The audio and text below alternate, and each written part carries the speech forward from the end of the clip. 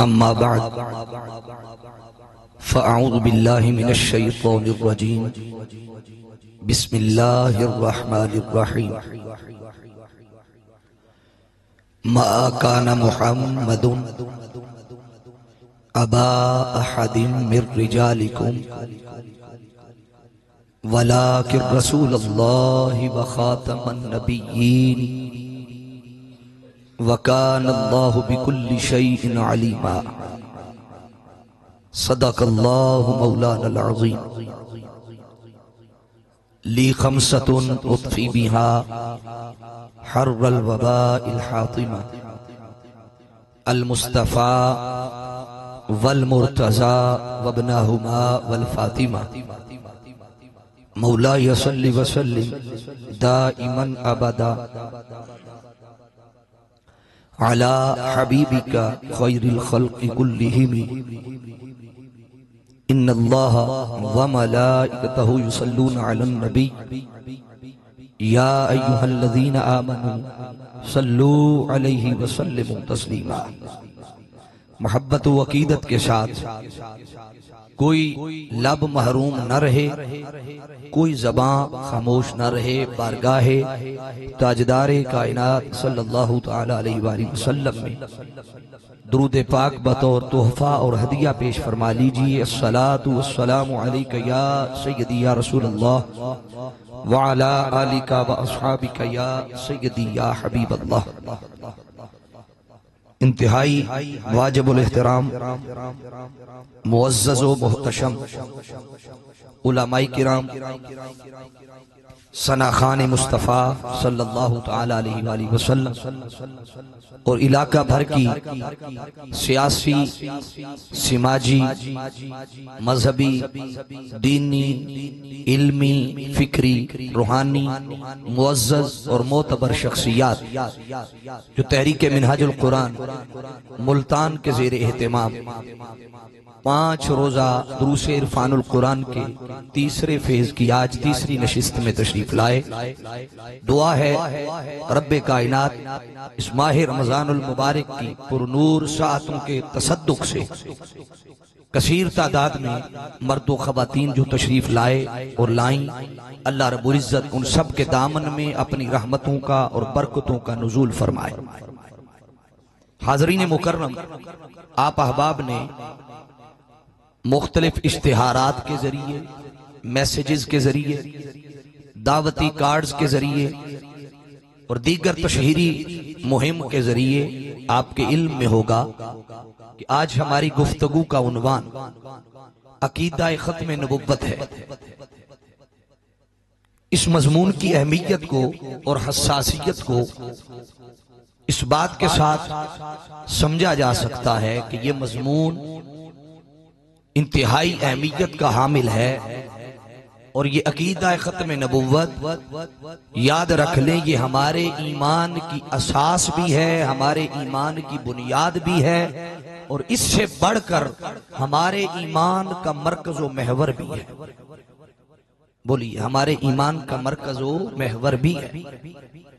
حاضرین جی احتشام، عموماً بہت سارے لوگوں کے ذہن میں شاید یہ بات ہو کہ اس مضمون کو ہم واضح کرنے کے لیے اور ثابت کرنے کے لیے اور بیان کرنے کے لیے شاید قرآن مجید کی کوئی 1 2 3 آیات ہوگی جن کا سہارا لے کر یا جنہیں بنیاد بنا کر ہم اس مضمون کی وضاحت پیش کرتے ہیں.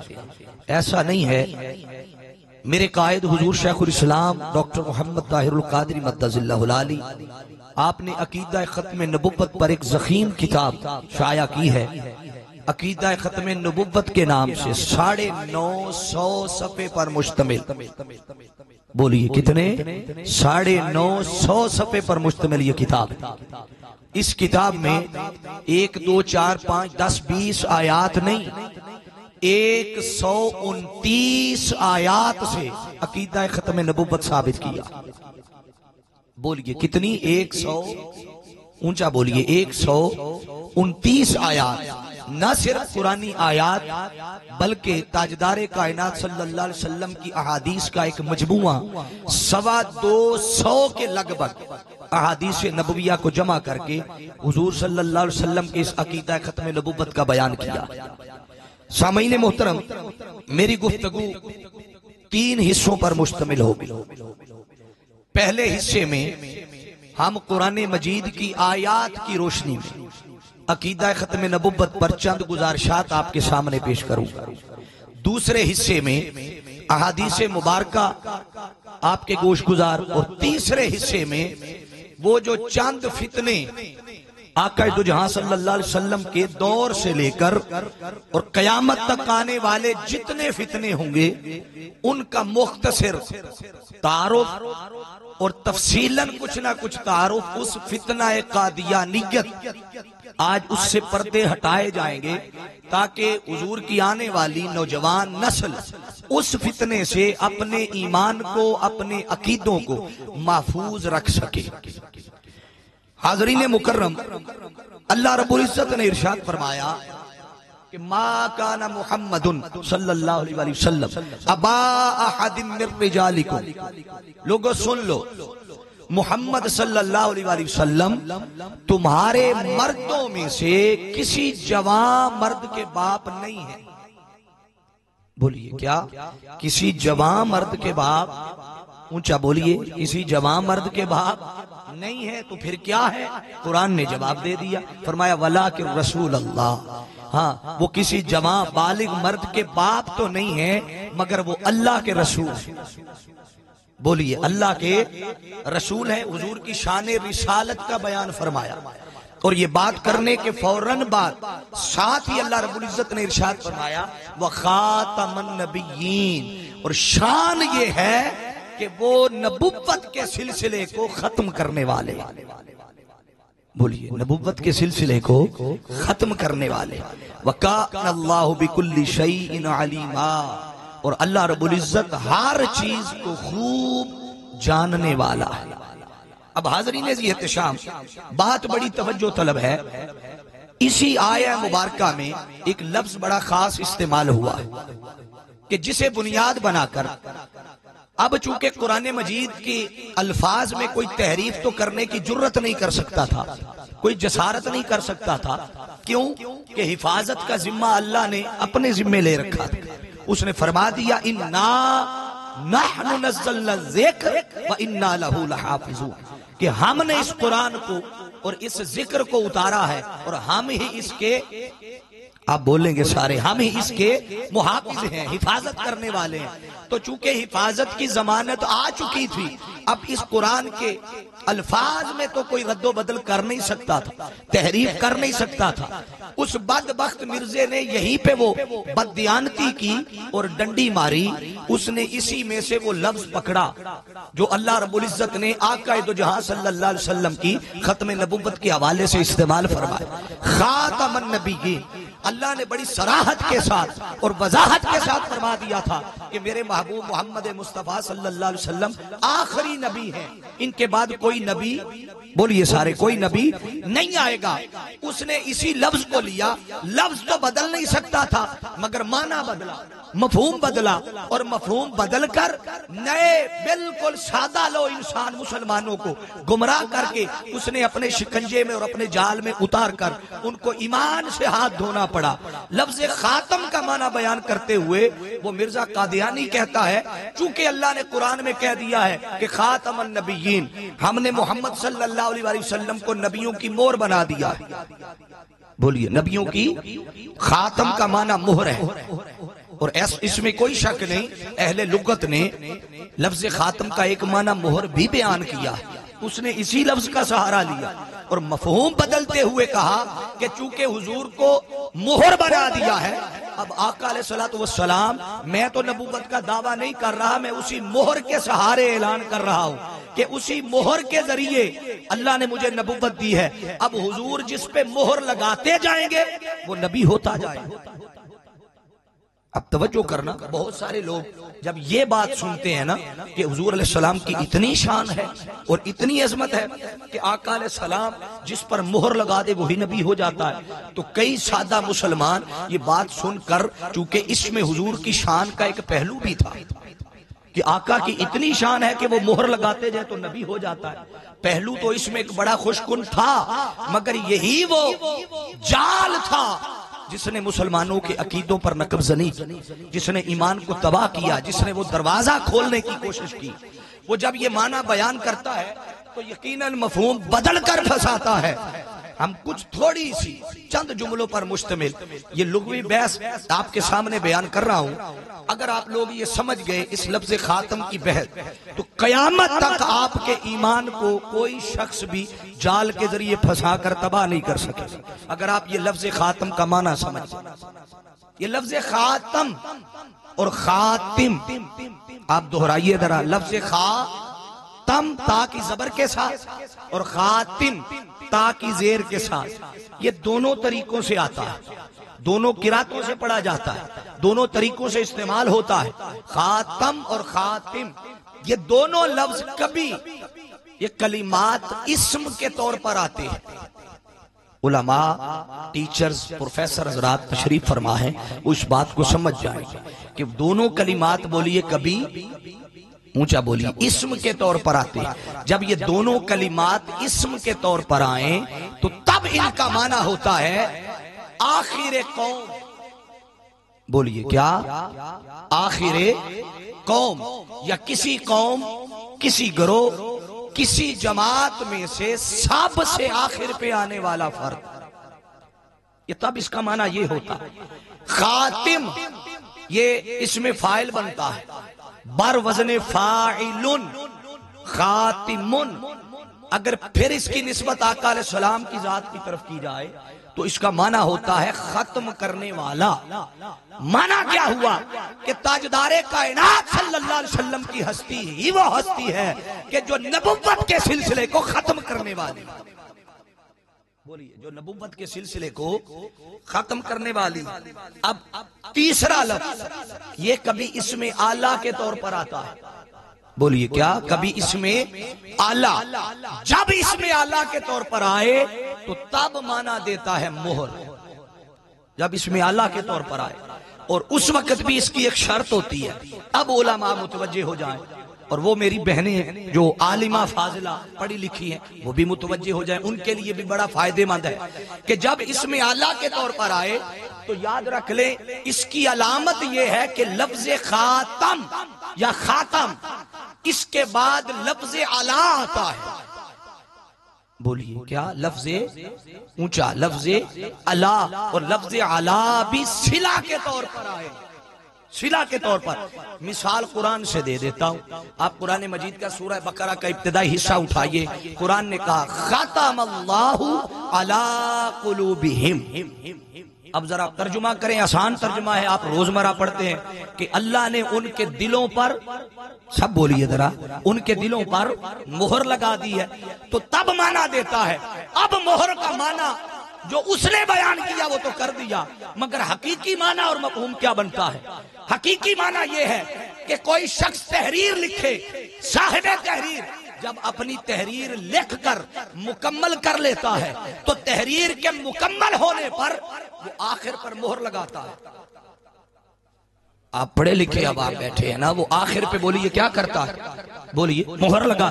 اس مہر کا کیا مطلب ہے؟ مہر کا مطلب ہے کہ اب صاحب تحریر نے جو کچھ لکھنا تھا اس میں لکھ کر تحریر کا دروازہ بند کر دیا، اب کوئی شخص اپنی مرضی سے نہ کوئی لفظ داخل کر سکتا ہے، نہ کوئی، بولیے سارے، نہ کوئی لفظ داخل کر سکتا ہے، نہ کوئی نکال سکتا ہے۔ تب توجہ، وہ جو اللہ رب العزت نے انبیاء کی تحریر کا سلسلہ شروع کیا تھا، آدم علیہ السلام سے لے کر سیدنا عیسیٰ علیہ السلام تک جتنے نبی آئے وہ تحریر ایک فرشتہ انبیاء کی جاری کی، مصطفیٰ کو بطور مہر آخر پہ بھیج دیا۔ اب حضور کی آمد کے ساتھ، آقا کی بعثت کے ساتھ اب مہر لگ گئی۔ اب قیامت تک کوئی شخص اپنی مرضی سے نہ کوئی نبوت کا دعویٰ کر سکتا ہے، نہ رسالت کا دعویٰ کر سکتا ہے، کیونکہ تحریر مکمل ہو گئی۔ بولیے سارے تحریر مکمل ہو گئی۔ اب حاضرین عزیز احتشام، آج آپ لوگوں کے تھوڑے سے ٹیشو زیادہ استعمال ہوں گے، ایک میڈیسن لی ہوئی ہے بخار کی، اب آپ جانتے ہیں تو آپ کو یہ بھی برداشت کرنا ہوگا۔ اگلی بات بڑی خاص آ رہی ہے، یہ آگے یہ بات تو اللہ رب العزت نے فرما دی کہ خاتم النبیین، یہ آخری نبی ہے۔ اب لفظ خاتم کا معنی سمجھ گئے؟ جو سمجھ گئے ہاتھ اٹھا کے دکھا دیجئے ذرا تاکہ میں مطمئن ہو جاؤں۔ لفظ خاتم کا یہ معنی۔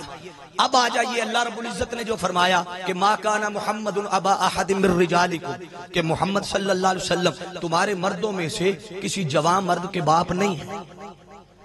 یہ بات اللہ کو کرنے کی کیا ضرورت تھی؟ ایسا نہیں ہے کہ کسی جوان مرد کا باپ ہونا کوئی عیب تھا، نہیں، عیب نہیں تھا۔ کئی نبی ایسے گزرے، آپ تاریخ انبیاء اٹھائیے، کئی ایسے نبی گزرے کہ جو خود بھی نبی تھے، پھر اللہ نے ان کو بیٹے بھی دیے، پھر بیٹے جوان بھی ہوئے، یعنی بالغ بھی ہوئے، پھر اللہ نے وہ جو جوان بیٹے ہوئے پھر ان کو بھی نبی بنایا۔ بولیے، ان کو بھی پھر بولیے نبی بنایا۔ تو حضور علیہ السلام کے بارے میں کہنے کی کیا ضرورت تھی رب کائنات کو؟ یہ جو ابوت کی نفی کی ہے، اور یہ نفی بھی مطلقاً نہیں کی، فرمایا بالغ مرد کے باپ نہیں ہے۔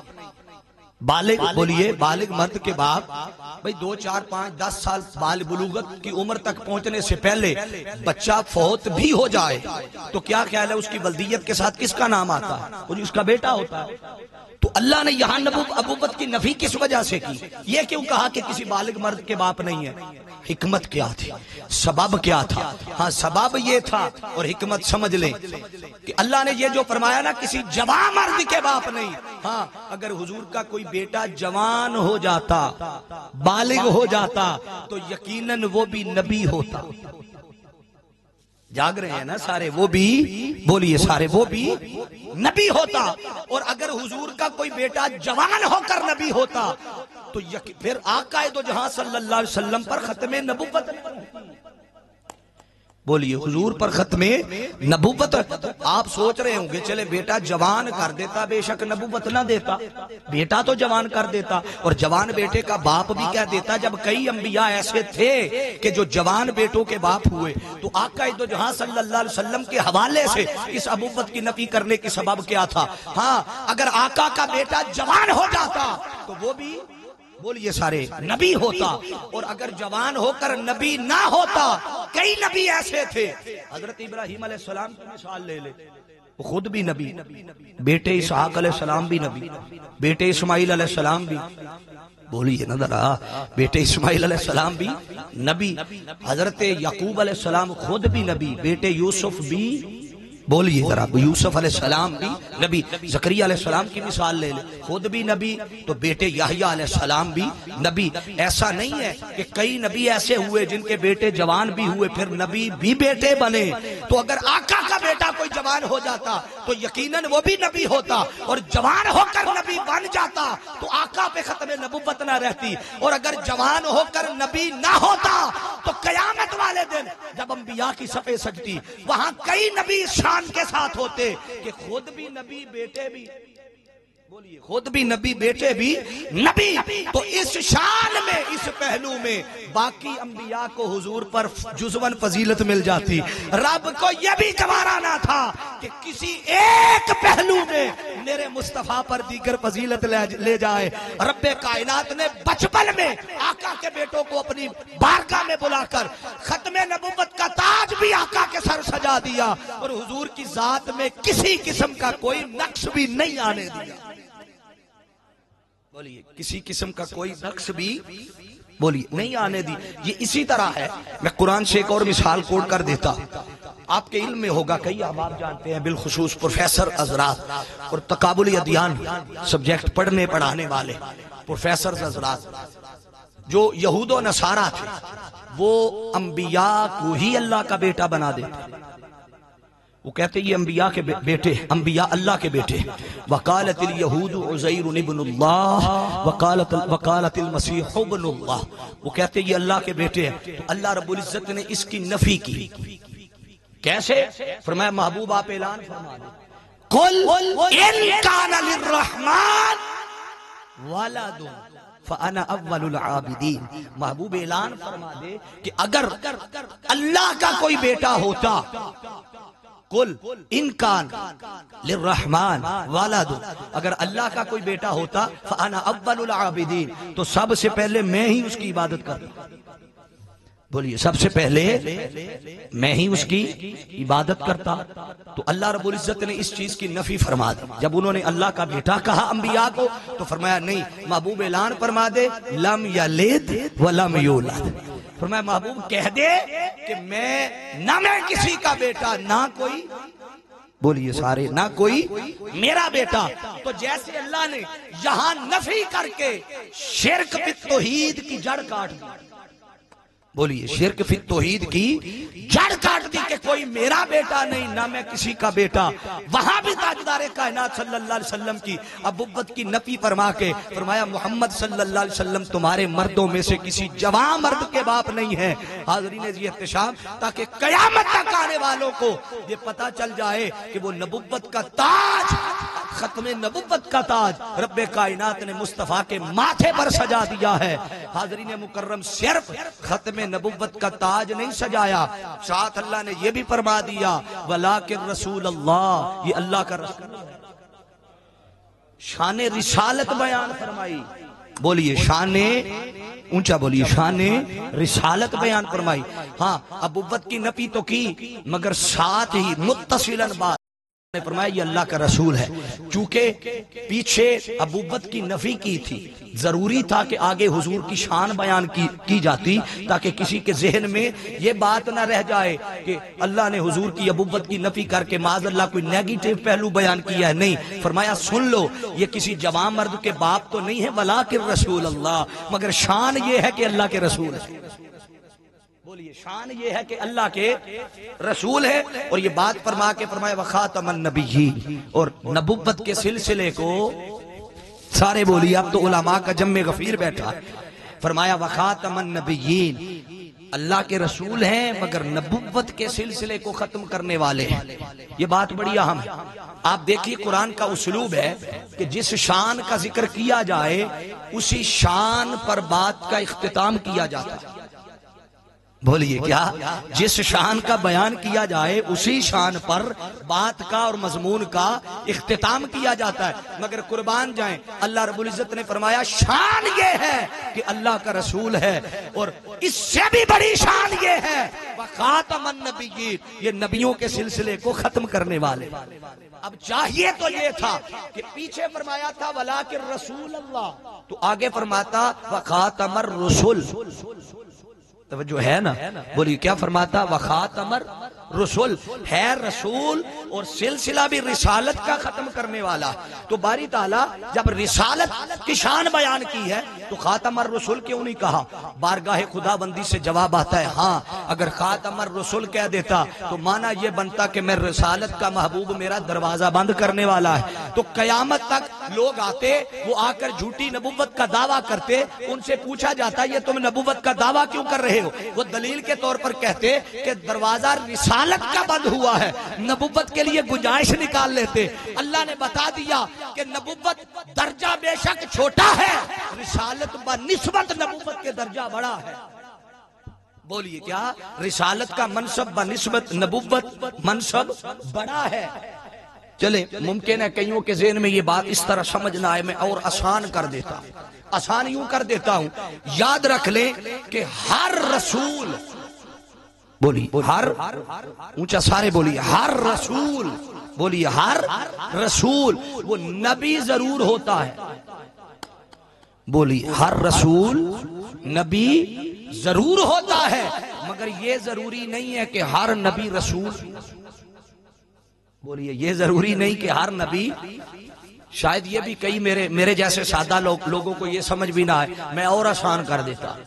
आप ये इतना बड़ा मजमा बैठा है, आप किसी शख्स को खड़ा करें और खड़ा करके पूछे बताओ भाई आपने MA किया हुआ है? वो कहे हाँ जी किया हुआ है। आप अगला सवाल करें कि BA भी किया हुआ है? اب بات کو سمجھے، وہ کہے گا حضرت صاحب میں نے ایم اے کیا ہے تو ایم اے کی ڈگری تو ملی ہی تب تھی جب پہلے، سارے بولیے نا پہلے بی اے، اور یہی سوال آپ کسی سے پوچھے کہ بتاؤ بی اے کیا ہوا ہے، وہ کہے ہاں جی کیا ہوا ہے۔ اب آپ اس سے پوچھے کہ ایم اے بھی کیا ہوا ہے، وہ کہے نہیں میں نے صرف بی اے کیا ہے، ایم اے بولیے، کیونکہ ضروری تھا کہ ہر ایم اے پاس بی اے ضرور ہے، بولیے ہر ایم اے پاس بی اے ضرور ہے، مگر یہ ضروری نہیں ہے کہ ہر بی اے پاس ایم اے پاس، بلا تشبیہ و بلا مثال ہر نبی ضروری نہیں ہے کہ وہ رسول بھی ہو، مگر ہر رسول ضروری ہے کہ وہ نبی بھی ہے۔ رب کائنات نے جب مصطفیٰ کی شان بیان کرنے کی باری آئی تو فرمایا رسول ہے، اور دروازہ بند کرنے کی باری آئی تو فرمایا نبوت کے سلسلے کو ختم کرنے والے ہیں۔ اب جو منصب اور دروازہ چھوٹے درجے کا تھا بند کر کے بتا دیا، لوگوں سن لو کہ میں نے دروازہ جو چھوٹے منصب والا تھا وہ بند کر دیا ہے، اب مصطفیٰ کے بعد کوئی نبی نہیں آ سکتا، تو رسول کے آنے کا تو سوال ہی پیدا نہیں ہو سکتا۔ بولیے اب میں نے نبوت کا دروازہ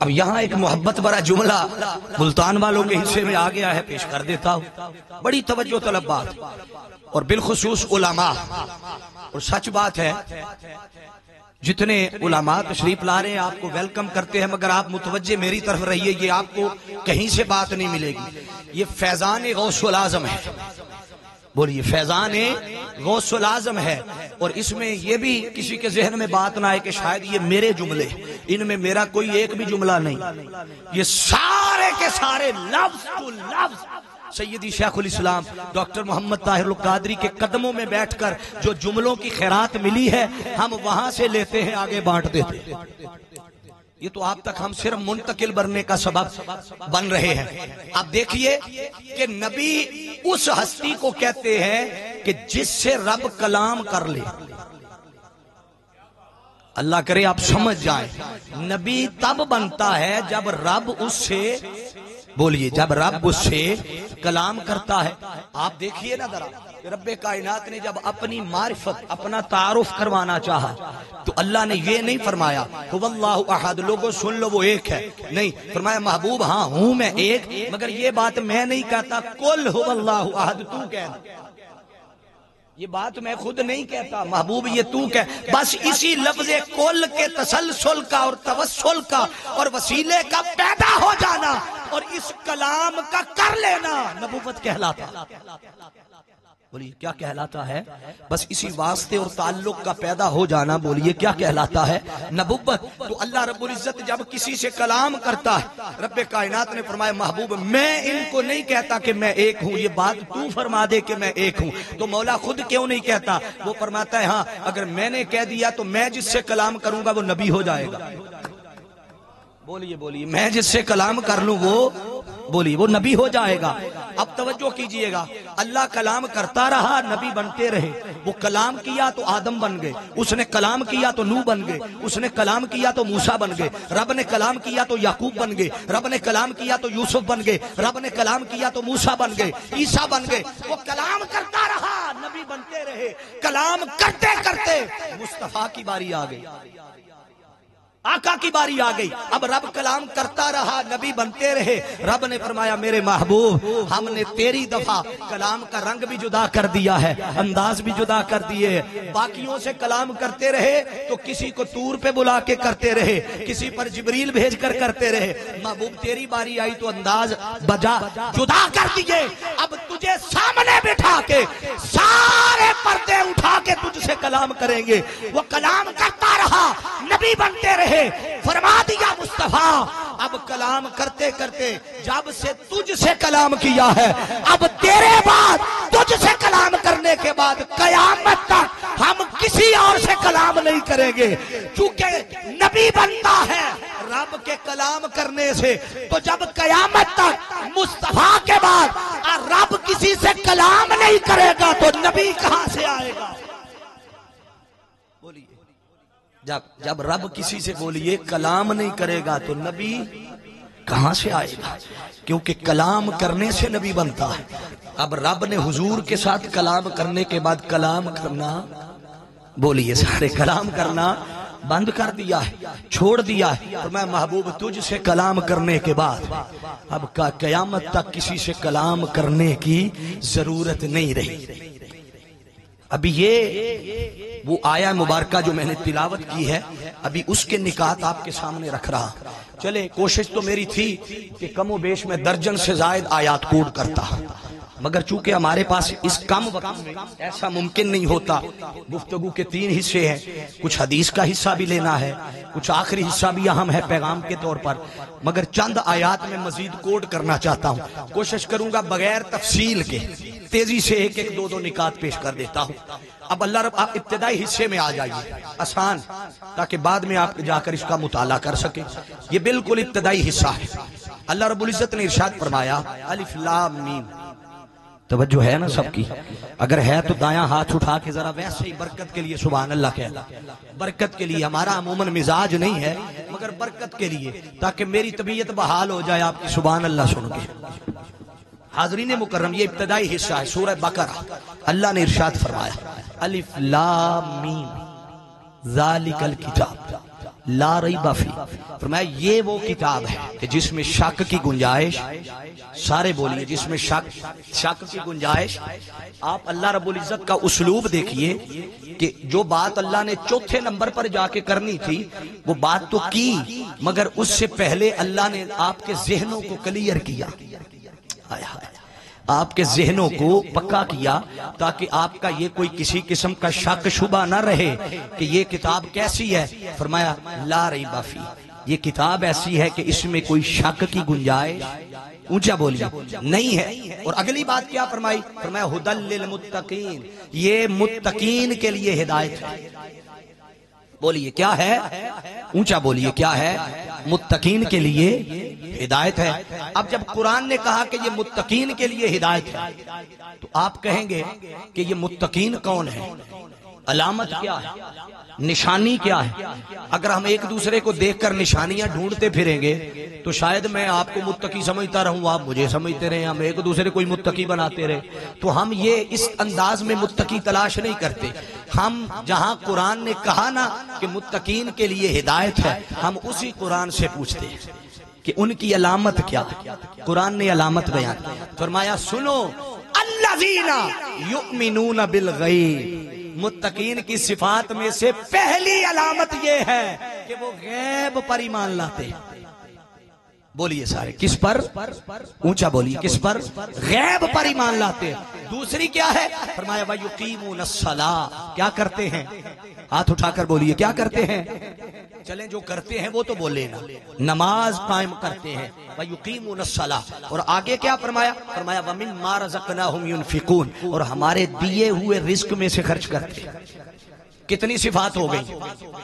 اونچا بولیے، ہاتھ اٹھا کے بولیے کتنی صفات؟ چلے صفات تو یاد کر کے جائیے گا نا، 3 صفات۔ پہلی غیب پر ایمان لاتے ہیں، دوسری نماز قائم کرتے ہیں، اور تیسرا آگے فرمایا ہمارے دیے ہوئے مال میں سے رزق میں سے خرچ کرتے ہیں۔ اب چوتھی صفت بیان کر رہا، فرمایا والذین یؤمنون، اور اس پر ایمان لاتے ہیں بما انزل الیک، جو ہم نے اپنے محبوب بندے پر اتارا ہے، وما انزل من قبلک، اور جو محبوب سے پہلے اتارا ہے۔ توجہ کیجئے گا، جو حضور سے، بولیے حضور سے پہلے اتارا ہے۔ اب اس وحی کا ذکر بھی آ گیا جو آقا پہ اتری، اور یقیناً وہ یہ وحی ہے۔ اس وحی کا ذکر بھی آ گیا جو حضور پہ اتری، اور اس وحی کا ذکر بھی آ گیا جو حضور سے، اونچا بولیے، آقا سے پہلے اتری۔ ان دونوں وحیوں کے بعد کسی اور وحی کا ذکر نہیں ہے۔ اگر آقا کے بعد بھی کسی نے آنا ہوتا تو جیسے پچھلوں پر اترنے والی، پہلوں پر اترنے والی وحی کا ذکر تھا، اگر آقا کے بعد کسی نبی نے آنا ہوتا تو اس پر اترنے والی وحی کا ذکر بھی قرآن کرتا۔ رب کائنات کا آقا کے بعد کسی اور وحی کے اترنے کا ذکر نہ کرنا اس امر پر دلالت کرتا ہے کہ جو مصطفیٰ پر وحی اتری وہ اترنے والی وحی آخری تھی۔ اس وحی کے بعد نہ کوئی وحی آئے گی نہ کوئی نبی آئے گا۔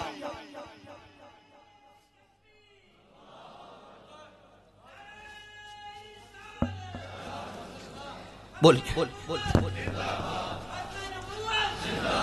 بولیے، نہ کوئی وحی آئے گی، نہ کوئی، اونچا بولیے، نہ کوئی نبی آئے گا۔ اسی طرح قرآن نے سورہ نساء کی آیت نمبر 136 کوٹ کر رہا ہو، ارشاد فرمایا یا ایھا الذین آمنوا آمینو، توجہ ہے نا سب کی، یا ایھا الذین، اونچا بولیے، آمنو، آمین، اے ایمان والو، ایمان لاؤ۔ کتنے ایمان کا ذکر ہے؟ سب بولیے، کتنے ایمان کا ذکر ہے؟ بھائی دو ایمان کا ذکر ہے، ایک وہ ایمان جو لایا جا چکا ہے اور ایک وہ ایمان جس کے لانے کا حکم دیا جا رہا ہے۔ یہ بات بڑی سمجھنے والی ہے کہ اللہ نے خطاب کیا مومنوں کو اور مومنوں ہی کو کہا کہ ایمان لاؤ۔ بولیے، مومنوں ہی کو کہا کہ، بولیے، ایمان لاؤ، اے ایمان والو، بولیے ایمان لاؤ۔ اب سوال پیدا ہوا کہ اگر اللہ نے مومنوں کو خطاب کیا ہے تو اگر وہ مومن تھے تو آمینو کہہ کر کس ایمان کی بات کی ہے؟ اور اگر مومن نہیں تھے، بولیے اگر مومن نہیں تھے تو پھر آمنو کہہ کر ایمان والا کہا کیوں؟ دونوں پہلو ہیں، مومن کہا بھی، ایمان کے لانے کی بات بھی آگے کی، تو یہ پھر اس کا مطلب ہے کہ کوئی ایمان ایسا ہے کہ جس کے لانے کا رب سپیشل حکم دے رہا، بولیے جس کے لانے کا حکم اللہ سپیشل دے رہا ہے۔ اب قرآن ہی سے پوچھتے ہیں، قرآن بتا وہ کون سا ایمان ہے؟ فرمایا آمینو باللہ ورسولہ والکتاب الذی نزل علی رسولہ والکتاب الذی انزل من قبل، فرمایا اس پر ایمان لاؤ جو ہم نے اپنے محبوب مصطفیٰ پہ اتارا ہے، اور اس پر بھی ایمان لاؤ انزل من قبل جو ہم نے حضور سے پہلے اتارا ہے۔ ان دونوں وحیوں کے بعد کسی اور وحی کا ذکر، بولیے، نہیں ہے۔ اگر آقا کے بعد کسی اور نبی نے آنا ہوتا تو جیسے پہلوں پر اترنے والی وحی کا ذکر تھا، بعد والوں کا بھی ذکر آتا۔ یہ بعد کی کسی وحی کا ذکر نہ کرنا اس امر پر دلالت کرتا ہے کہ جو وحی مصطفیٰ پہ اتری وہ آخری وحی تھی۔ اب اس وحی کے بعد نہ کوئی وحی آئے گی، نہ کوئی وحی آئے گی، نہ کوئی نبی آئے گا۔ اب قرآن مجید کا اگلا مقام سورہ صف کی آیت نمبر 4 کوڈ کر رہا ہوں، فرمایا وَإِذْ قَالَ عِيسَى ابْنُ مَرْيَمَ يَا بَنِي إِسْرَائِيلَ إِنِّي رَسُولُ اللَّهِ إِلَيْكُمْ مُصَدِّقًا لِمَا بَيْنَ يَدَيَّ مِنَ التَّوْرَاةِ وَمُبَشِّرًا بِرَسُولٍ يَأْتِي مِن بَعْدِي اسْمُهُ أَحْمَدُ۔ قرآن پڑھا ہے، اللہ کرے آپ کی سبحان اللہ آ جائے، حوصلہ ہو جائے تھوڑا سا۔ یہ جو حضرت عیسیٰ علیہ السلام نے خطاب کیا اپنی قوم سے، اور خطاب کر کے کیا فرمایا؟ بین یدی من التورات، فرمایا کہ میں تورات کی تصدیق کرنے آیا ہوں، اور سن لو ومبشر، بشارت بھی دینے آیا ہوں۔ کس کی؟ فرمایا بھی رسول، ایک رسول کی۔ کون سا رسول؟ یاتی من بعد، جو میرے بعد آ رہا۔ کیا فرمایا؟ جو میرے، اونچا بولیے، جو میرے بعد آ رہا ہے۔ نام کیا ہے؟ فرمایا اسمہ احمد، نام احمد ہے۔ اب آپ ذرا توجہ کیجئے کہ یہ کام جو اعلان حضرت عیسیٰ علیہ السلام نے کیا ہے، باقی جتنے نبی آئے وہ بھی یہی ڈیوٹی کرتے رہے، بولیے وہ بھی یہی ڈیوٹی کرتے۔ بھائی نبی کی بنیادی طور پر جو ڈیوٹی ہے وہ اول سے لے کر آخر تک یہ ڈیوٹی سن لے جو نبی کرتا ہے۔ پہلا کام وہ کرتا ہے کہ توحید کا تعارف کرواتا ہے، بولیے سارے، کیا؟ توحید کا، سب بولیے، توحید کا تعارف کرواتا ہے اور شرک سے منع کرتا ہے۔ یہ نبی کی بنیادی ڈیوٹی۔ اور ساتھ کیا کہتا ہے؟ جس نے آگے آنا ہوتا ہے بعد میں آنے والے کا اعلان کرتا ہے۔ اور یہ کام حضرت آدم علیہ السلام سے لے کر سیدنا عیسیٰ علیہ السلام تک ہر نبی کرتا رہا، اور ہر کوئی آ کر کہتا رہا من بعدی، بولیے کیا کہتے رہے؟ اونچا بولیے، من بعدی، کہ میرے بعد آ رہا ہے، میرے بعد آ رہا ہے۔ ہر کوئی کہتا رہا میرے بعد آ رہا ہے۔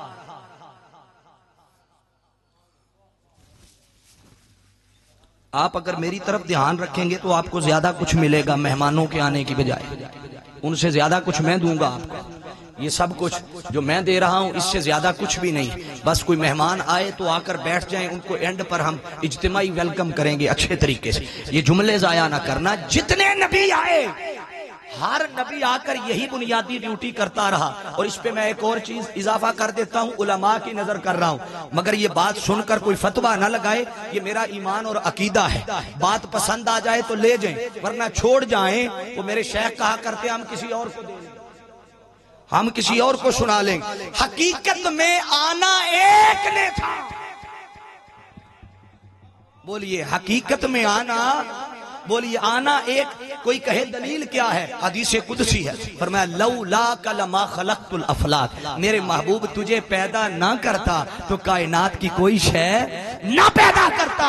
حقیقت میں آنا ایک نے تھا، مگر رب نے ایک کے بھیجنے سے پہلے 1.25 لاکھ صرف اس لیے بھیجا کہ وہ 1.25 لاکھ آ کے ایک ہی بات کرتا رہا، من بعدی، میرے بعد آ رہا ہے۔ بولیے ہر کوئی یہی کہتا رہا میرے بعد، بولیے آ رہا ہے۔ تو یہ کوئی ڈیوٹی نئی نہیں تھی، یہ وہی تھی جو اللہ نے دے رکھی تھی۔ تو جو ڈیوٹی باقی نبی کرتے رہے بحیثیت نبی، آقا بھی وہی ڈیوٹی کرتے رہے، آقا بھی وہی ڈیوٹی کرتے رہے۔ چاہیے تو یہ تھا جیسے باقی آ کے اعلان کرتے رہے من بعدی، میرے بعد آ رہا ہے، تو اگر آقا کے بعد کسی نے آنا ہوتا تو انہی نبیوں کی طرح حضور بھی اعلان کرتے نا من بعد، توجہ نہیں میرے بعد آ رہا ہے۔ وہ باقی سارے آ کے کہتے رہے من بعدی، میرے بعد آ رہا ہے۔ جب آقا تشریف لے آئے تو فرمایا وہ جن کو پہلے بھیجا تھا ہر کوئی آ کر میری بشارت دیتا رہا، میرے آنے کی خبر دیتا رہا۔ سنو انا خاتم النبیین لا نبی بعدی، اب میں آخری ہوں جس کی ہر کوئی خبر دیتا رہا، اب میرے بعد اور کوئی نہیں آئے۔ بولیے اب میرے بعد اور اونچا بولیے میرے بعد اور کوئی نہیں آئے گا۔ حاضرین عزیز احتشام، اس سے اگلا نقطہ بڑا توجہ طلب ہے، وہ کیا کہ باقی جتنوں کو بھیجا رب نے وہ سارے کے سارے کسی ایک قوم کے لیے آتے رہے، ایک خاص علاقے کے لیے آتے رہے، مقید آتے رہے، حد بندی کے تحت آتے رہے۔ مگر جب آقا علیہ السلام کی باری آئی تو رب کائنات نے حدیں اٹھا دی، فرمایا محبوب ہر کوئی مقید آتا رہا، کوئی کسی خاص قوم کے لیے، خاص علاقے کے لیے، مگر میرے محبوب سن لیجئے، آپ اب اعلان فرما دیں۔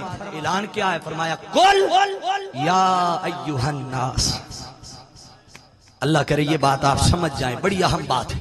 یا ایھا الناس کہا، اب علماء کی موجودگی میں یہ عرض کر رہا ہوں، اگر یا ایھا الناس سے مراد صرف حضور ہی کا زمانہ ہوتا، صرف آقا صحابہ ہی کا زمانہ ہوتا تو یا ایھا الناس نہ کہا جاتا۔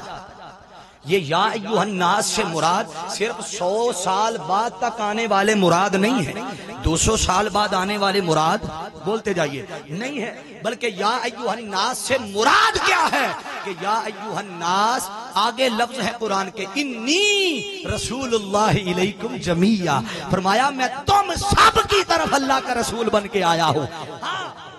جتنے نبی آئے وہ نبی ہو گئے، مقام عبدیت پر فائز ہوتے رہے، اپنے آپ کو عبد کہتے رہے، بندہ کہتے رہے، بندہ سمجھتے رہے، وہ عبادت کے جس مقام پر پہنچ گئے، پہنچ کر بھی بندے رہے، بولیے پہنچ کر بھی بندے کہتے، اور اللہ نے ان کی بندگی کا ذکر بھی بڑے خوبصورت انداز میں فرمایا۔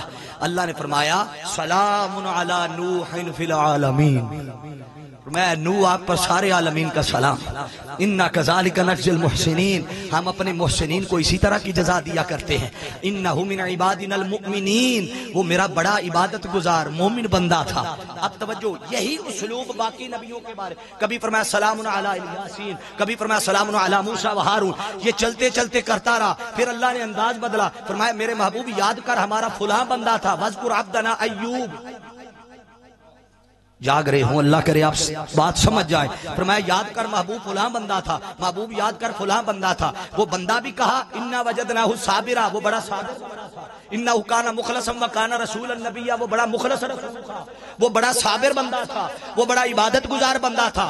اللہ نے بندہ بھی کہا، اس کی خوبی بھی بیان کی، بولیے بندہ بھی کہا، خوبی اونچا بولیے خوبی بھی بیان کی، مگر جب آقا علیہ السلام کی باری آئی تو اللہ نے اسلوب بدلا، فرمایا اب توجہ کیجئے گا، اگر کوئی مخلص تھا تو اسے مخلص کہا، کوئی صابر تھا تو اسے بولتے جائیے اسے صابر کہا، کوئی عبادت گزار تھا تو اسے عبادت گزار کہا، وہ جس جس میں جو جو خوبی تھی اللہ وہ خوبی قرآن میں بیان کرتا رہا۔ مگر آقا علیہ السلام کی باری آئی تو آپ اٹھائیے قرآن کا پہلا حصہ، فرمایا وَإِن كُنتُمْ فِي رَيْبٍ مِّمَّا نَزَّلْنَا عَلَىٰ عَبْدِنَا، ہم نے نازل کیا ہے اپنے بولیے بندے پر، کس پر؟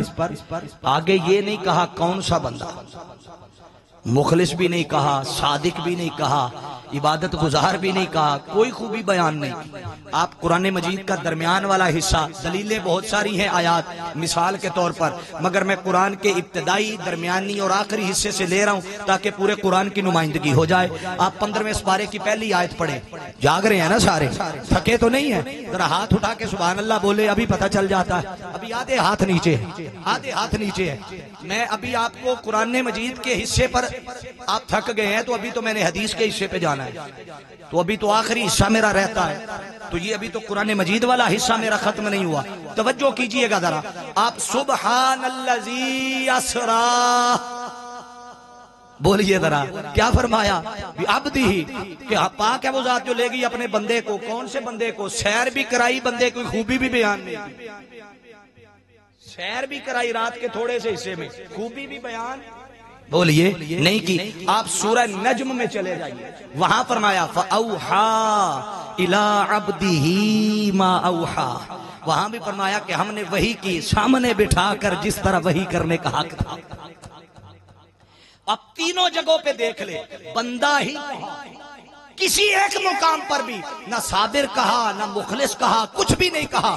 باری تعالیٰ دیگر انبیاء کو کسی کو مخلص کہا، کسی کو صابر کہا، کسی کو کچھ کہا، ان کی خوبیاں تو بیان کر رہا ہے، اور محبوب کی کوئی ایک خوبی بھی بیان نہیں کی۔ وہ رب فرماتا ہے ہاں جس نبی میں جو خوبی کچھ زیادہ تھی ہم نے بیان کر دی، جس نبی میں خوبی گننے کے قابل تھی ہم نے بیان کر دی۔ ارے مصطفیٰ تو خوبیوں کا مجموعہ ہے، وہ کائنات کی سارے کمالات، اوصاف اور خوبیاں ہم نے مصطفیٰ میں جمع کر دی ہے۔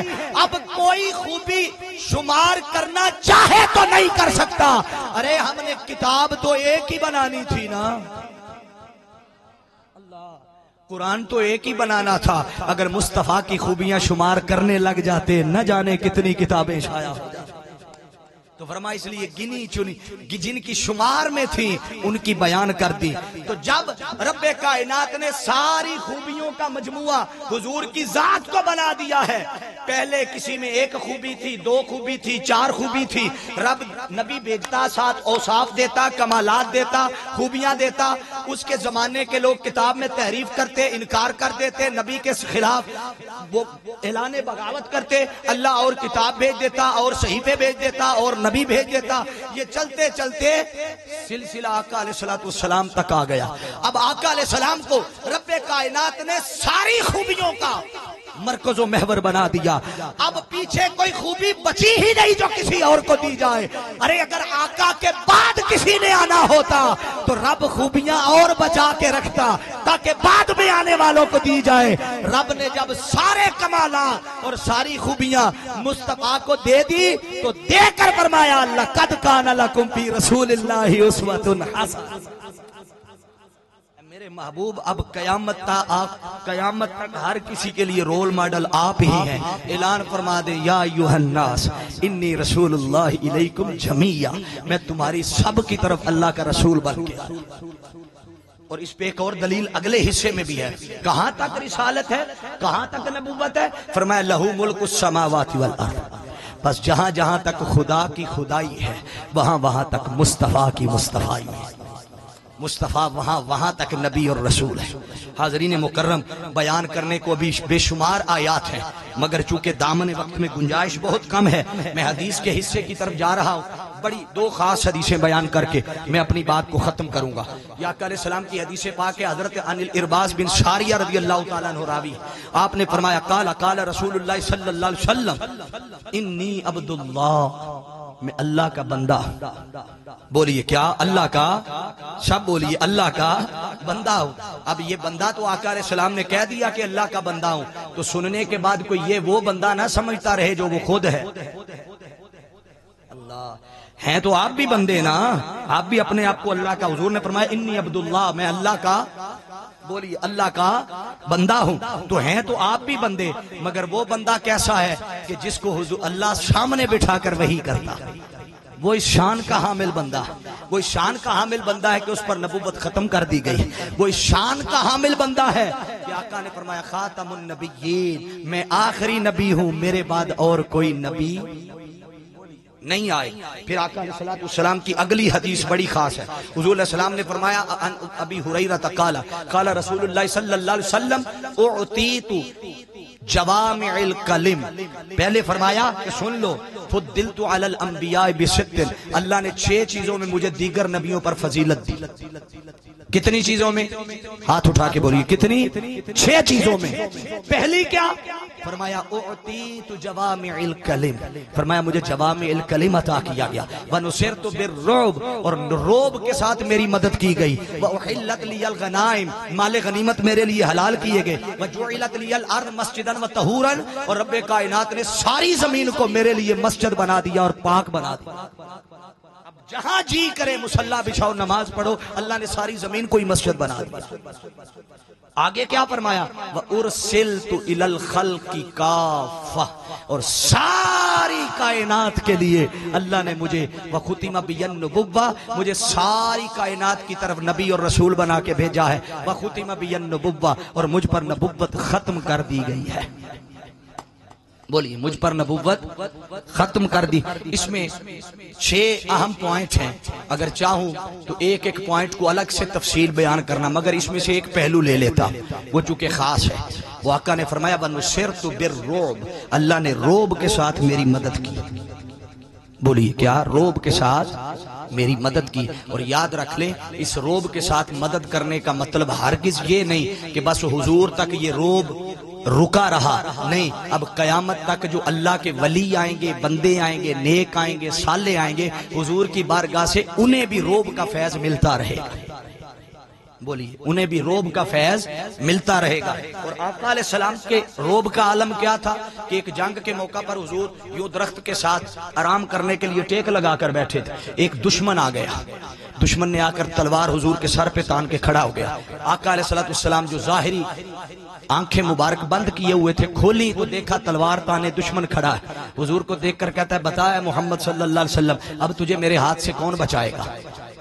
بات تو اس نے کر دی. حضور نے نظر بھر کے دیکھا, اللہ جی بھر, حضور نے ایسے آنکھ کھول کے, بس یہ وہی نظر ہے کہ جس کے بارے میں کسی نے کہا تھا نا, یہ تیری نظر کا کمال ہے. بولی یہ تیری نظر کا کمال ہے. مجھے پوچھتے ہیں بڑے بڑے, ارے میں تو سنگ راہ دیار تھا, تو نے ایک نگینہ بنا. حضور کے تکنے کی دیر تھی, وہ تھر تھر کانپنے لگ گیا, جسم کانپنے لگ گیا, ہاتھ سے تلوار گر گئی. آقا نے وہی تلوار پکڑی اور پکڑ کر اس پر تان کر کہا بتا اب تجھے محمد سے کون بچائے گا؟ تفسیر کرنے والوں نے تو اور بہت کچھ اس پہ لکھا. میرا عشق اور ایمان یہ کہتا ہے کہ یہ جو آقا نے فرمایا تھا نا اب تجھے محمد سے کون بچائے گا, اس کا معنی اب حضور تو گالیاں دینے والوں کو بھی دعائیں دیتے تھے, جان کہاں لینی تھی اس کی. یہ مطلب اس کا یہ نہیں تھا کہ تجھے قتل کروں گا, نہیں, مطلب یہ تھا کہ جو ہمارے در پہ آ جاتا ہے دولت ایمان لیے بغیر جاتا ہی نہیں ہے. اب تجھے کون بچائے گا کہ تو کفر کی طرف جائے, اب دولت ایمان کے بغیر نہیں جائے. وہ یہی ہوا, حضور کی بارگاہ سے دولت ایمان لے کے. تو وہ جو نصرت بالرعب کا فیض ہے, وہ حاضرین جی احتشام کوئی مانے نہ مانے, میری بات سے کوئی اختلاف کرے یا اتفاق کرے, مگر میرا عقیدہ اور ایمان یہ کہتا ہے وہ فیض تاجدار کائنات صلی اللہ علیہ وسلم کی بارگاہ سے آج کے دور میں اگر کسی ہستی کو ملا ہے تو سیدی شیخ الاسلام ڈاکٹر محمد طاہر القادری کی ہستی ہے. وہ پاکستان میں ہو, وہ بیرون ملک ہو, امریکہ ہو, کینیڈا ہو, جاپان ہو, یورپ ہو, ایشیا ہو, ارے ان کی پیٹھ پیچھے تو لوگ باتیں کرتے رہتے ہیں, سامنے بیٹھ کر کسی میں پار مارنے کی جرت نہیں ہے, کیونکہ اللہ نے ان کی مدد بھی اسی روب کے ساتھ کی ہے, اسی روب کے ساتھ کی.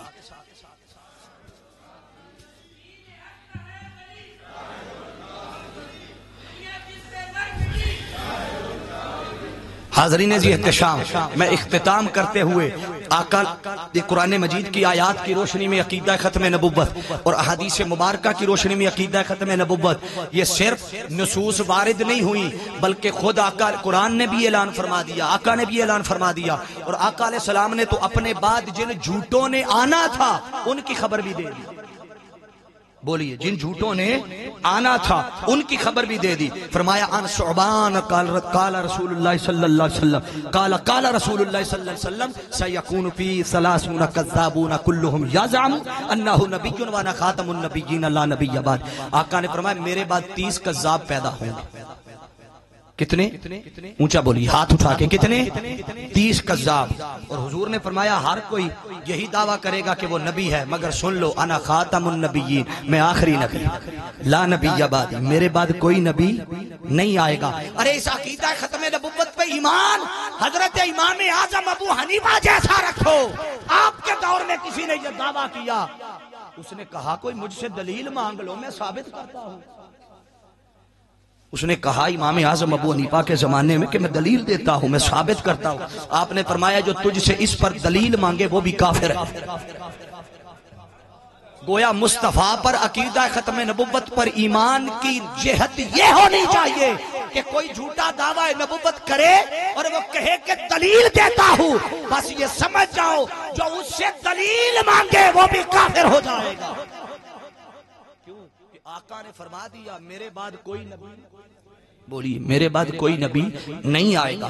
حاضرین جی احتشام، یہ تاریخ کے 21 افراد اب تک ایسے آئے ہیں۔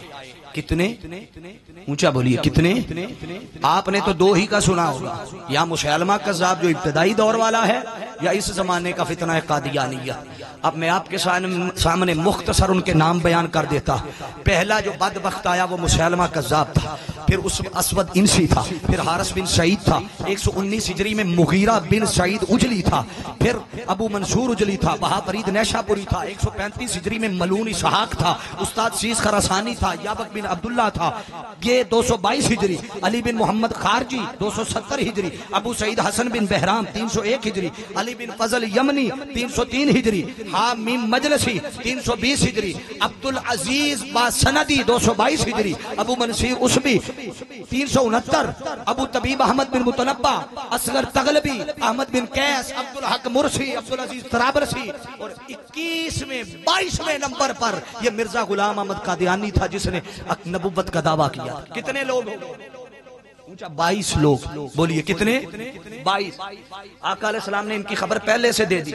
اب ذرا سنو، میں کچھ نہ کچھ حصہ یہ اس بدبخت کے حوالے سے ضروری ہے تاکہ کوئی دائیں بائیں کہیں کسی تک ویڈیو کے ذریعے پیغام چلا جائے، یا آپ کے ذریعے چلا جائے، سوشل میڈیا کے ذریعے چلا جائے، یا کوئی سن رہا ہو تو وہ سن لیں کہ یہ وہ شخص تھا قادیانی کہ جس نے مختلف اوقات میں مختلف پینترے بدلے، مختلف اوقات میں، بولیے مختلف پینترے بدلے۔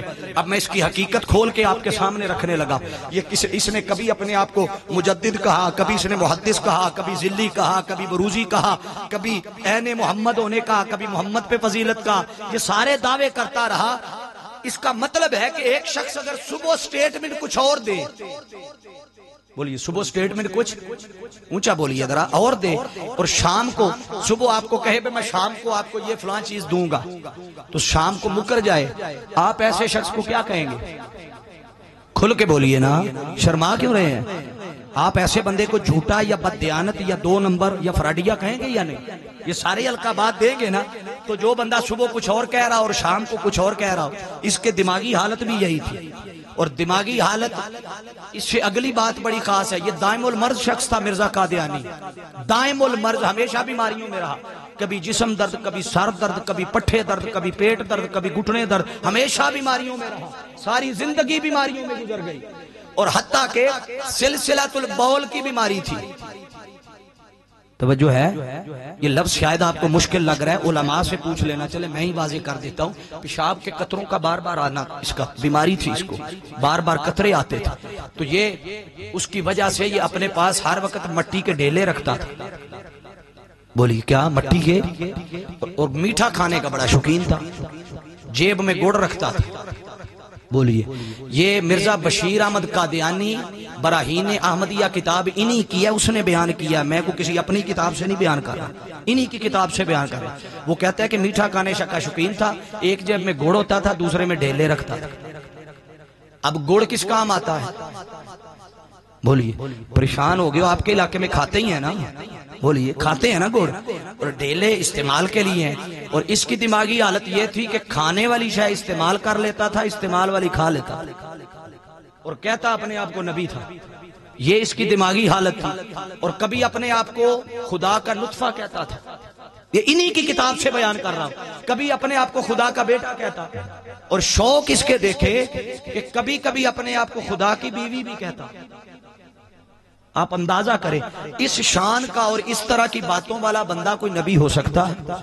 اور نبی کی شان تو یہ ہے، توجہ، نبی کی شان تو یہ ہے کہ نبی نصیحت لے کے آتا ہے، لوگوں سے نصیحت، بولیے لوگوں سے نصیحت لیتا نہیں ہے بلکہ نصیحت، بولیے سارے، دیتا ہے۔ اور یہ کیا کرتا تھا کہ یہ لوگوں سے پوچھتا تھا، جرابیں اپنی پکڑ کے پوچھتا تھا بتاؤ یہ کون سے پاؤں میں ڈالوں؟ اس کو جرابیں ڈالنے کا بھی نہیں پتا تھا، اور اپنے آپ کو یہ نبوت کا دعویٰ کرتا تھا۔ وہ بتاتا ہوں نبی کی شان کیا ہے، ارے نبی کی شان تو یہ ہے کہ جب اس کے وصال کا وقت آتا ہے تو فرشتہ ملک الموت پہلے اس کی بارگاہ میں آتا ہے، اجازت لیتا ہے۔ نبی کی بارگاہ میں فرشتہ پہلے آ کر اجازت لیتا ہے اللہ کے اذن سے کہ بتاؤ اے اللہ کے پیغمبر، روح قبض کر کے اللہ کی بارگاہ میں جانا چاہتے ہیں یا ابھی رہنا چاہتے ہیں؟ اگر نبی کہے کہ لے جاؤ تو روح قبض کر کے لے جاتے ہیں، اگر اجازت نہ ملے تو فرشتے کو بھی روح قبض کرنے کی اجازت نہیں ہے۔ موسیٰ علیہ السلام کی حیات پڑھ لیں، اسرائیل آئے، آ کر کہا کہ روح قبض کرنے آیا ہوں، رکھ کے تھپڑ مارا۔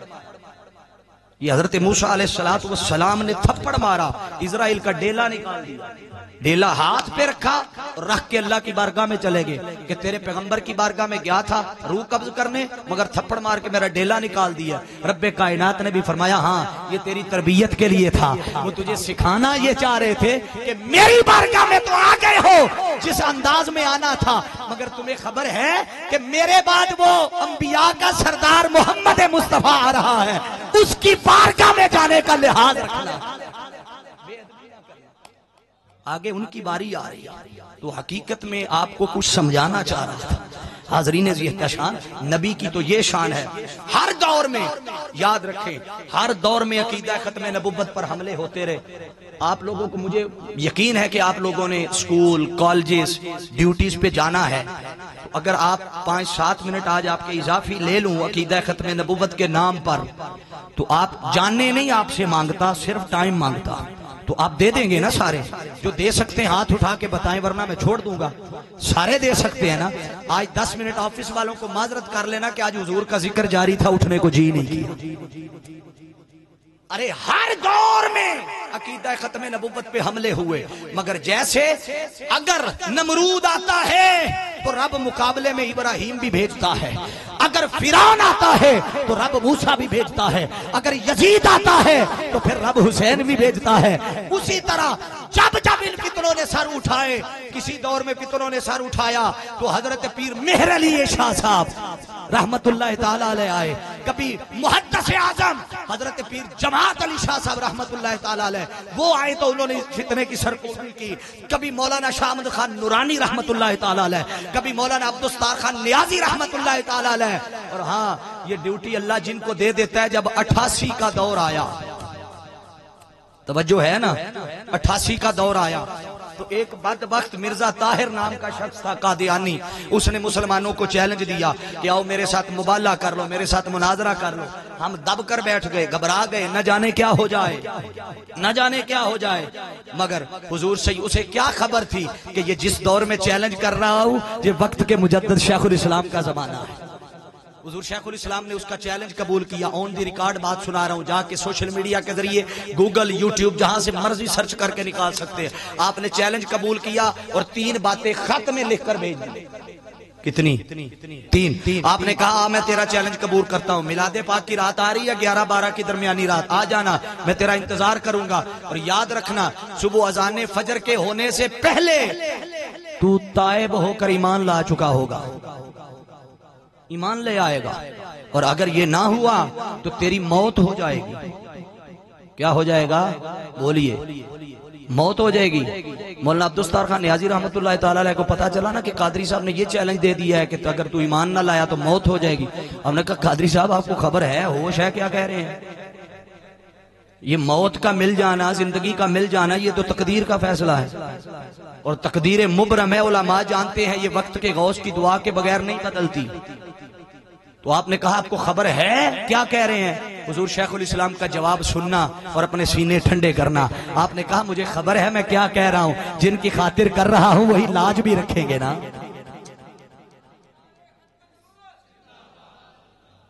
حاضرین یہ احتشام، پھر وہ ساری دنیا نے دیکھا، رات بھر انتظار ہوتا رہا۔ قصہ مختصر، ہزارہا علماء اس مناج القرآن کے سٹیج پر تھے، کیا دیوبندی، کیا اہل حدیث، کیا اہل تشیع، کیا اہل سنت، کل علماء جمع تھے۔ گویا اس وقت کے علماء بھی یہ سمجھتے تھے اور آنے والوں کو پیغام دیتے تھے کہ باقی اختلاف اپنی جگہ، مگر جب مصطفیٰ کی ختم نبوت کی بات آتی ہے ہم اختلافات بھول کر ایک امام کے پیچھے جمع ہو جاتے ہیں۔ حاضرین یہ احتشام، رات بھر انتظار ہوتا رہا، اس بدبخت نے نہ آنا تھا نہ آیا۔ پھر صبح اذان فجر کے وقت پھر اللہ اکبر کی صدائیں بھی بلند ہوئیں، اور بڑے بڑے علماء نے پھر وقت کے مجدد شیخ الاسلام کے ہاتھوں کو بوسا دیا۔ پھر 84 کا دور آیا، 84 کا۔ آپ میں سے کئی لوگ جانتے ہوں گے جو بالخصوص وکلاء ہیں اور علماء ہیں، اس وقت قادیانیوں نے عدالت میں ایک پیٹیشن دائر کی، پیٹیشن۔ وہ پیٹیشن میں انہوں نے لکھا کہ ہمیں عبادت گاہوں کو مسجد کا نام دینے کی اجازت دی جائے، ہمیں بلانے کے لیے دعوت عبادت کے لیے بلانے کے عمل کو اذان کہنے دیا جائے۔ یہ پیٹیشن دائر کی اور کہا کہ بدبخت مرزے کے پیروکاروں کو صحابی کہنے دیا جائے اور اس کے خاندان والوں کو اہل بیت کہنے دیا جائے۔ یہ پیٹیشن دائر ہو گئی، ہمارے علماء بھی پیش ہو گئے، وکلاء بھی پیش ہو گئے۔ اب 15 جولائی ایگزیکٹ ڈیٹ بتا رہا ہوں، 15 جولائی 1984 کو پیٹیشن دائر ہوئی۔ 15 جولائی سے لے کر 9 اگست 1984 تک 19 سماعتیں گزر گئی۔ کتنی؟ ہاتھ اٹھا کے بولیے ذرا کتنی، تاکہ آپ کو یاد رہے۔ 19 سماعتیں گزر گئی۔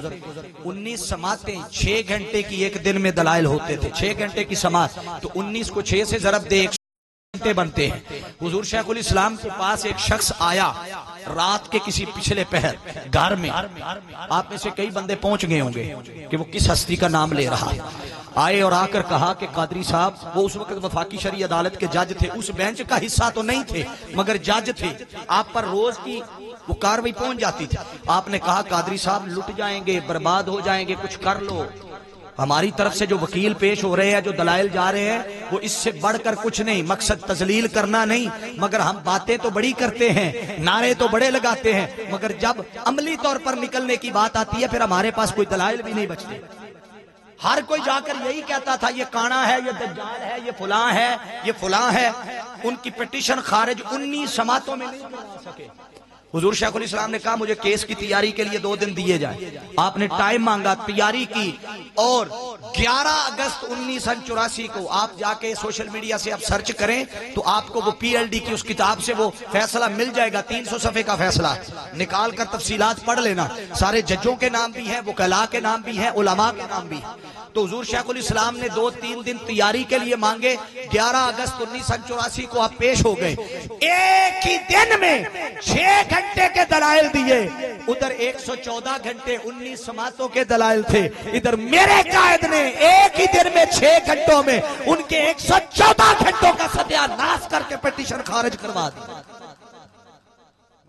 حاضرین یہ احتشام، پھر آپ کو خبر ہے 86 کا دورہ، پھر ختم جب تحفظ ناموس رسالت کے قانون کی بات آئی تو تب بھی حضور شیخ الاسلام ڈاکٹر محمد طاہر القادری نے 3 دن 18 گھنٹے کے دلائل دے کر آپ نے موقف، علماء کا دوسرا موقف بھی آپ جانچ لے جا کے۔ کوئی کہتا رہا کہ غیر مسلم کے لیے سزائے موت نہیں ہے، مسلم کے لیے نہیں ہے، بچے کے لیے نہیں ہے، مرد نابالغ کے لیے نہیں ہے، عورت کے لیے نہیں ہے، فلاں کے لیے نہیں ہے۔ حضور شیخ الاسلام نے کہا کوئی بالغ ہو، نابالغ ہو، مرد ہو، عورت ہو، مسلم ہو، غیر مسلم ہو، بچہ ہو، بوڑھا ہو، جو مصطفیٰ کا بے ادب ہے وہ سزائے موت کا مستحق ہے۔ بس قصہ مختصر، مگر سوال یہ ہے کہ یہ کیسے طے ہوگا کہ اس نے بے ادبی اور گستاخی کی ہے یا نہیں؟ یہ دو چیزیں خاص ہیں، ایک ہے آبسٹینٹیو لا، ایک ہے پروسیجر لا۔ پہلے لا پہ تو کوئی اختلاف نہیں، جو بھی حضور کا بے ادب اور گستاخ ہے وہ سزائے موت کا مستحق ہے، مگر یہ فیصلہ ہمیں اختیار نہیں ہے کہ یہ طے کرے کہ یہ موت کا مستحق ہے یا نہیں، ہمیں اختلاف اس پہ ہے۔ لوگوں آؤ اس ایشو کو بنیاد بنا کر، ایک تو ہمیں آپس میں لڑائی جھگڑے فتنے نہیں پھیلانے چاہیے، مگر یاد رکھ لو آقا دو جہاں صلی اللہ علیہ وسلم کی محبت کا تقاضا ہے کہ اپنا سب کچھ حضور کی حرمت پہ قربان کر دیا۔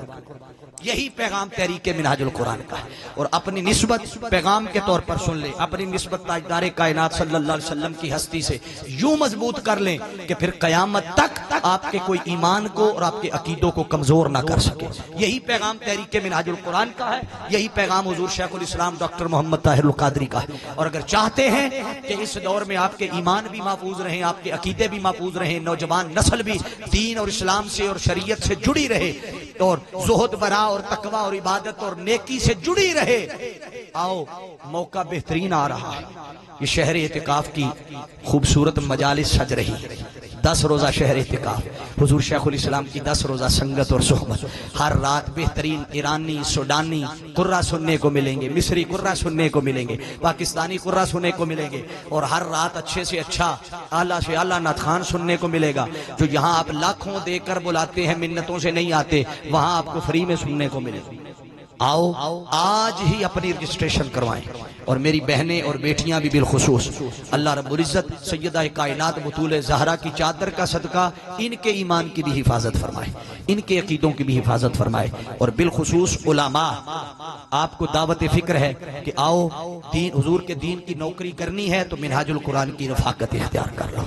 کیوں وہ مولوی ہرگز نہ شد مولائے روم تا غلام شمس تبریزی نہ شد۔ انہوں نے کہا تھا کہ میں مولوی کا مولوی رہتا اگر شمس تبریز کی صحبت نہ ملتی۔ اچھی صحبت پالو گے تو زندگی سنور جائے گی۔ حضرین مکرم، یہ جو کچھ میں نے بیان کیا ہے، خدا کی عزت کی قسم اس میں میرا کچھ بھی نہیں ہے، کچھ بھی نہیں۔ جو کچھ حضور شیخ الاسلام کے قدموں میں بیٹھ کر علم کی خیرات ملی ہے آپ تک پہنچا دی ہے۔ اگر بیان کرنے میں کہیں کمی کجی نقص رہ گیا ہو تو میری نہ اہلی ہے، اور اگر پسند آ گئی ہو گفتگو تو اس میں میرا کمال نہیں، میرے شیخ کا کمال۔ اللہ رب العزت میری اور آپ کی حاضری کو اپنی بارگاہ میں قبول فرمائے۔ وما علی الا البلاغ المبین۔ اللہم صلی علی سیدنا و مولانا محمد وعلى آلہ وعطرتہ وصحبہ اجمعین۔ اللہم انی اسألک علما نافعا وقلبا منورا ورزقا واسعا وسعیا مشکورا وذنبا مغفورا وعملا مقبولا ودعاء مستجابا ولقاء نصیبا وجنتا فردوسا ونعیما مقیما۔ الہ العالمین پاک پروردگار، ہماری آج کی اس حاضری کو اپنی بارگاہ میں شرف قبولیت عطا فرما۔ میرے اللہ، جتنے دوست احباب، بچے، بوڑھے، جوان، مرد، خواتین، بہنیں، بیٹیاں دور دراز سے چل کر باری تعالیٰ یہ ان لمحات میں تیرے حضور بیٹھ کر تیرے محبوب کا ذکر سن رہے ہیں، جن لمحات میں باری تعالیٰ نیند کا غلبہ ہوتا ہے، تیری خاطر، تیرے محبوب کی رضا کی خاطر یہ نیند قربان کر کے آئے۔ میرے اللہ، انہوں نے دنیا کا آرام اور راحت قربان کی ہے، میرے اللہ ان سب کے دامن میں اپنی رحمت اور برکتوں کا نزول فرما۔ الہ العالمین، بہت ساری بہنیں اور بیٹیاں، مرد حضرات، ان کے دلوں میں بے شمار حاجات ہوں گی، دعائیں ہوں گی، باری تعالیٰ کوئی کسی کی بخشش و مغفرت کی دعا لے کے آیا ہوگا، میرے اللہ ان کی دعاؤں کو درجہ قبولیت عطا فرماتے ہوئے مرحومین کی بخشش و مغفرت فرما۔ کوئی رزق کا طلبگار بن کے آیا ہوگا، میرے اللہ ان کے رزق میں برکتیں اور وسعتیں دے دے، سب کو رزق حلال عطا فرما دے۔ کوئی اولاد کا طلبگار بن کے آیا ہوگا، میرے اللہ جو بے اولاد ہیں ان کو نیک اور صالح اولاد عطا فرما۔ میرے مالک، جن کے کاروبار میں تنگی ہے، پریشانی ہے، میرے مالک تو مسبب الاسباب ہے، پریشانیاں رکاوٹیں ہٹا دے، بے برکتیاں اٹھا دے، ان کے رزق میں کاروبار میں برکتیں اور وسعتیں عطا فرما دے۔ میرے اللہ، جتنے دوست احباب، بچے، بوڑھے، جوان اس 5 روزہ دروس عرفان القرآن کی مسلسل نشستوں میں آ رہے ہیں، باری تعالیٰ انہیں قرآن کے نور سے ان کے سینے منور اور روشن فرما دے۔ الہ العالمین، قرآن کا پیغام یہ گھر گھر پہنچا رہے ہیں، میرے اللہ ان کے علم میں، ان کے عمل میں برکت اور وسعت عطا فرما دے۔ کل چونکہ بڑا اہم ٹاپک ہے علامہ فیاض بشیر قادری صاحب کا، ان کا مضمون ہے جو ہر گھر کا مسئلہ ہے، غصہ، ڈپریشن اور اس کا علاج۔ ایک معاشرتی اہم موضوع ہے، کوشش کریں کہ کل ہر بندہ اپنے ساتھ دو دو فرد نئے لے کے آئیں گے تو آپ کو اپنے آنے کا اجر بھی ملے گا اور دوسروں کو لانے کا اجر بھی ملے گا۔ کوشش کریں اس دین کے سارے دائی بن جائیں، بہنیں اسی طرح نئی بہنوں کو لے کے آئیں، بیٹیوں کو لے کے آئیں اور مرد حضرات کو لے کے آئیں۔ میرے اللہ ان کی اس کاوش کو اپنی بارگاہ میں قبول فرما، بیماروں کو صحتیابی عطا فرما، تنگ دستوں کی تنگ دستیاں دور فرما۔ میرے اللہ جن کے گھروں میں کوئی پریشانیاں ہیں باری تعالیٰ ان کی پریشانیاں دور فرما، جو کوئی بیمار ہیں ان کی بیماریاں دور فرما، کوئی ہسپتالوں میں داخل ہیں تو میرے اللہ ان کو صحت و تندرستی عطا فرما، کامل شفا عطا فرما۔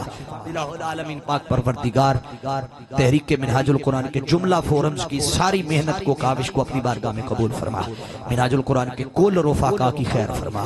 باری تعالیٰ منہاج القرآن کے جملہ عہدیداران، تنظیمی ساتھی، صدور، ناظمین، باری تعالیٰ سب کو برکت عطا فرما۔ ربنا فاغفر لنا ذنوبنا وکفر عنا سیئاتنا وتوفنا مع الابرار یا عزیز یا غفار یا رب العالمین۔ صلی اللہ تعالی علی حبیب خیر خلق محمد وعلی آلہ وصحبہ۔